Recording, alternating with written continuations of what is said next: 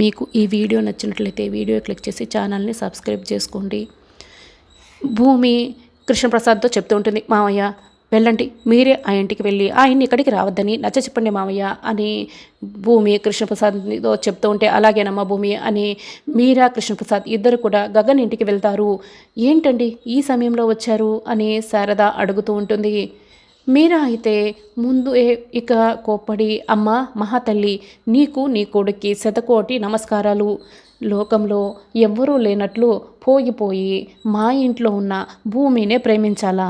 ప్రేమించిన వాడు గుట్టు చప్పుడు కాకుండా అమ్మాయిని తీసుకువెళ్ళినా బాగుండేది అని మీరా అయితే ఇక శారదతో చెప్తూ ఉంటే, కృష్ణప్రసాద్ అయితే కోపంతో రగిలిపోతుంటాడు.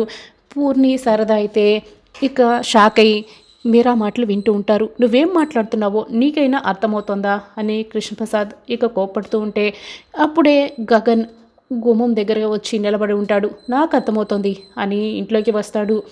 గగన్ అలా కోపంగా మాట్లాడుతూ శారద దగ్గరికి వచ్చి నిలబడతాడు.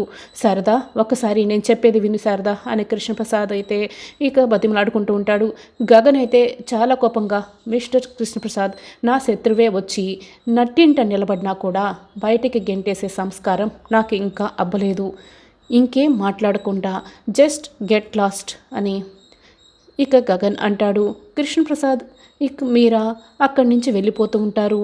గగన్ అప్పుడే చిటిక వేస్తూ ఉంటాడు. వెళ్తున్న వాళ్ళు కాస్త ఆగి గగన్ వైపు తిరిగి చూస్తారు. నీ సంసారం ఏమైపోయినా నాకు అనవసరం. నా ప్రేమని గెలిపించుకోవటానికే నేను రేపు ఆ ఇంటికి వచ్చే తీరుతాను అని గగన్ అయితే తన నిర్ణయాన్ని చెప్పేస్తాడు. మీరా అయితే షాక్ అయ్యి ఇదంతా విని చూస్తూ ఉంటుంది.